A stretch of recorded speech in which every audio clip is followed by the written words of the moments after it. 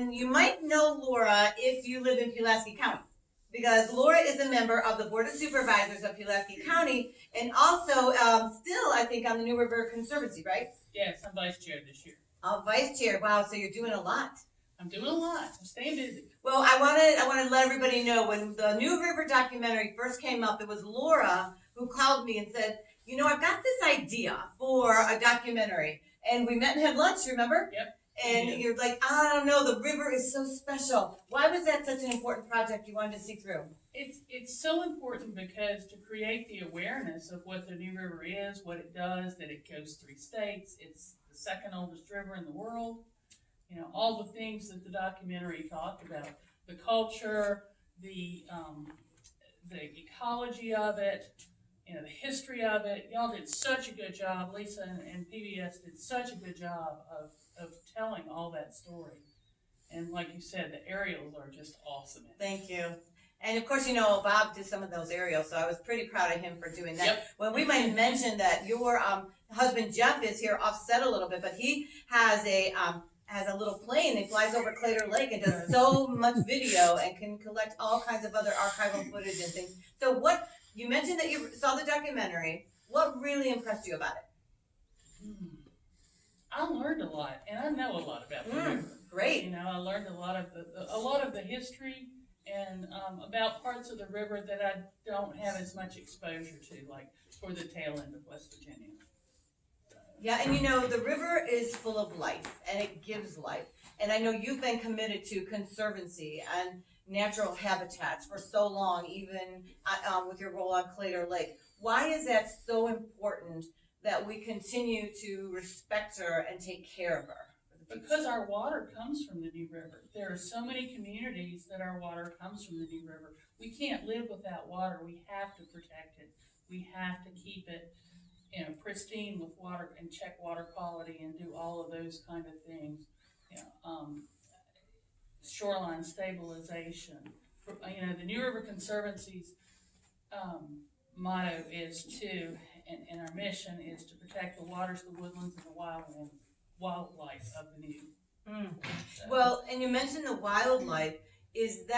Are the wildlife in danger if we don't really take care of her the way she should be? Yes, we do have some issues with pre-endangered mussels and endangered mussels. Also, the hellbender is a big lizard that dates back to prehistoric times. That's also endangered and found a lot in the New. The candy darter is another. It's a small, beautiful little fish that's found all over the New River. What about the ecology and the plant life and how it all works together to create a synchronicity almost that's good for the environment and for all of us? The plant life helps, and the mussels help filter the water, keep it clean. We have to be careful with the plant life about invasive species of plants. Same with the animals and the mollusks and those kind of things, invasive snails. So you just have to be careful. Anytime you change anything in the environment, it changes something else. So you have to be very, very careful about what's done. Well, I noticed the kudzu seems to be a real problem. Is that also invasive, being a danger to areas of the river? Hydrilla is invasive. They call it water kudzu. It cannot be eradicated. It can be controlled, and it is controlled in some areas. Sometimes flooding spreads it. Sometimes flooding will take it out. It's just something we have to learn to live with, but it will take away the good plants that are in the lake and the river. So it will just take over those. So we have to be careful about those. And when we eradicate that, we try to plant the native vegetation back. So it's vegetation, it's taking care of the water and the species, it's obviously ecological impact and pollution.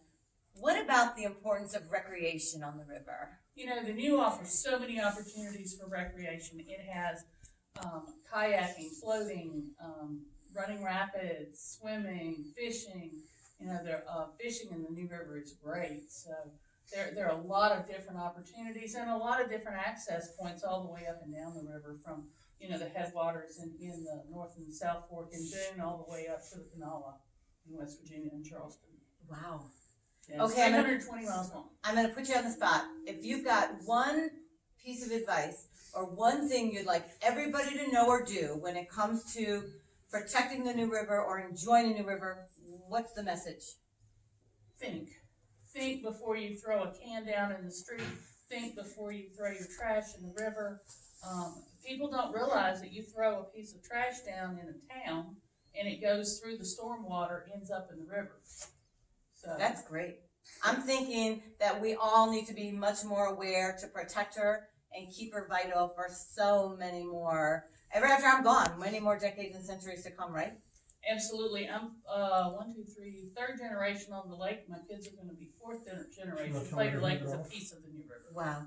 Thank you so much for joining us and helping us learn even more about the New River. Let's go back outside to some of the craziness. The temperatures are dipping, and Will is out there with all of the lights, and of course Pip and Santa and Mrs. Claus. Will, what's going on outside? Are you having fun?